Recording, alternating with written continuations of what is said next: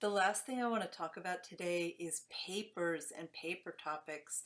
You have a paper coming up in 13 days. Yay! So what do you need for these papers? You need a clear, strong thesis statement. So you need to make a claim that someone can argue with you about. And what you're going to do is present evidence for that claim. Now notice some claims are more powerful than others. So if I were to make a claim like we're all using our computers in this class, I'm not really sure that anybody's going to argue with me.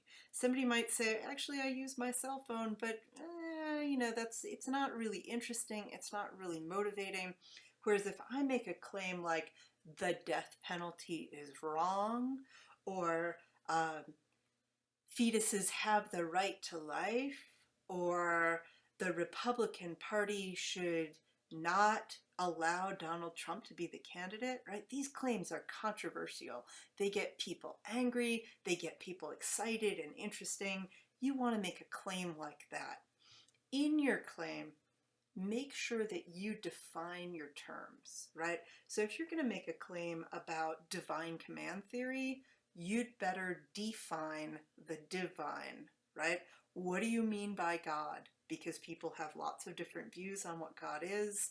So put pen to paper, put hands to keyboard, and tell me what you think God is if you're going to argue for or against divine command theory. One way to take philosophy papers is, yeah, you know what, you are not going to solve the issue for all time in a 5-page paper, we know that, but pretend that you're arguing in front of a jury, or pretend that you're trying to convince a group of people of your view. This is an important skill. This is a skill that you're going to need in the workplace. This is a skill that you will need as you form political opinions, as you vote, as you make consumer decisions, right? Why is it better to buy organic than to buy regular? Or is it? Maybe it's better to buy regular because, organic has all of these shipping issues and expense issues, carbon footprint issues associated with it. So, right, so we formulate views about everything. We have reasons for those views. Part of being an educated person is having reasons for your views.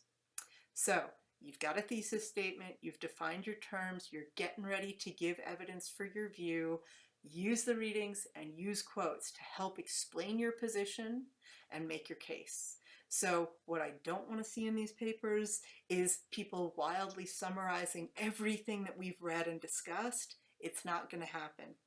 You'll probably want to pick one reading, maybe 2 readings, and focus on those for your papers. You're going to go more in depth with these. You're going to show me that you've read and understood the reading, and you're not going to cover everything. You're just going to cover something you are interested in.